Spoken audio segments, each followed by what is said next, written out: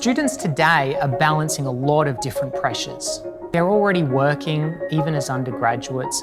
Many of them live a long way away from campus. And when they do come into campus, it has to be things that are really high value for them. UNSW are the leaders in Australia in engineering, but we also aspire to being the leaders in digital education.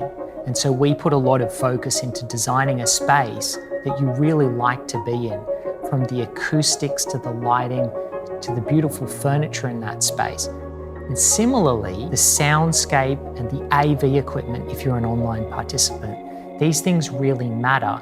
And it also matters that we get a cohesive design between the physical build and the technology that's behind it. We believe the Digital Teaching Studio is not only the most advanced teaching space, it's probably the most sophisticated meeting room in the world. So when I was designing this room, one of the first things that I realized is that we can't do this alone. This is a Microsoft Teams room, and everything in this room has been designed to work in concert with the best features that Teams has to offer. So this space is really designed around enhancing the human factors of our interaction, and there's 4 major components to that. The first is the camera feeds. There are 12 different cameras in this room from various sources. The second is the digital content, which is coming directly from screens. The third are the microphones. We've got different microphone arrays in here. And the fourth is the speakers, of which there are different locations spatially where sound is going to come from in the room. In order to make the space as usable as possible for the academics, we wanted to focus on what they do typically in a lecture theater, whether it be with analog devices like a whiteboard, or whether they bring things in to show people with a digital overhead camera, and make all that technology kind of disappear for them. Personally, I really enjoy delivering a lecture in the Digital Teaching Studio.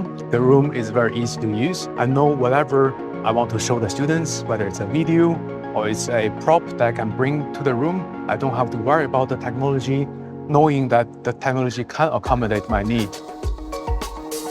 Digital content is one of the most important parts of communication and meetings, and there's a lot of design around how those different screens are being broadcast to the different stakeholders. Something really great about studying engineering here is being able to use the resource of the DTS. I do live quite far away from campus, so being able to join into lectures online is really a precious resource to me. We paid a lot of attention when we were designing the audio and acoustics of the space, and the spatial audio is quite key. As you can see, there's a screen in the back where we can see all the online audience. Behind that screen, there's also speakers. And when a person from online speaks to the room, they come from behind the screen. So it kind of feels like they're in the back of the room and they're speaking to the room. Usually, when I worked with lecture recordings and watching them online, it did used to feel like a downgrade to being in class in person. But the great thing about the DTS, it actually feels like an even more enriched learning experience because it's kind of encouraging students. I can just ask a question, send in a text through the chat, and someone can help me out without just that intimidating factor of speaking in front of so many people.